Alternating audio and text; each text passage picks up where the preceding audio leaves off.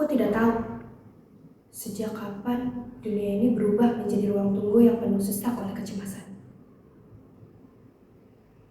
Orang-orang berjalan tergesa, tetapi tak tahu lagi kemana hendak tiba. Harga diri dijual murah, kejujuran dianggap kebodohan, sementara tipu daya dianggap sebagai kecerdikan. Kita hidup dalam zaman yang gemar mengubah keburukan menjadi kebiasaan, lalu menyebutnya kewajaran. Anak-anak belajar tentang cita-cita dari buku-buku usang. Tapi ketika mereka menengana, yang mereka lihat adalah orang dewasa saling berebut kuasa, saling menukar nurani dengan jabatan, saling bertepuk dada di atas penderitaan sesamanya. Katanya, negeri ini milik rakyat. Tapi,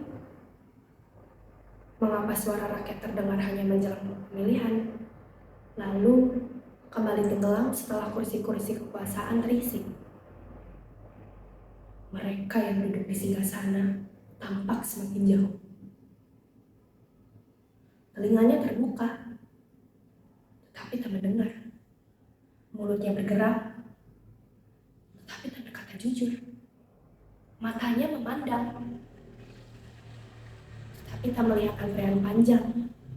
Sawah yang kehilangan petani, buruh yang kehilangan upah, ibu-ibu yang harus memilih antara membeli beras atau membeli obat untuk anaknya.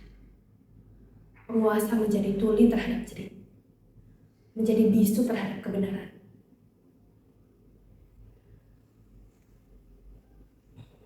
Dan sibuk memeluk kepentingannya sendiri. Sementara kita hanya diajarkan untuk bersabar. Sabar ketika hak dirampas.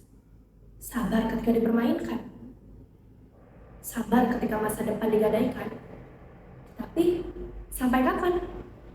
Sampai tanah ini kehilangan harapan terakhirnya? Tidak. Barangkali dunia memang sedang carut marut. Barangkali moral sedang runtuh dan arah telah kehilangan kompasnya.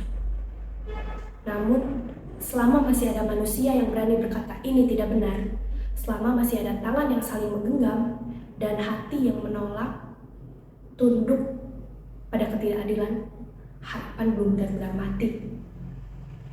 Sebab kehancuran sebuah bangsa bukan dimulai ketika penguasaannya lupa pada rakyat, melainkan ketika rakyat percaya bahwa suaranya tak lagi berarti.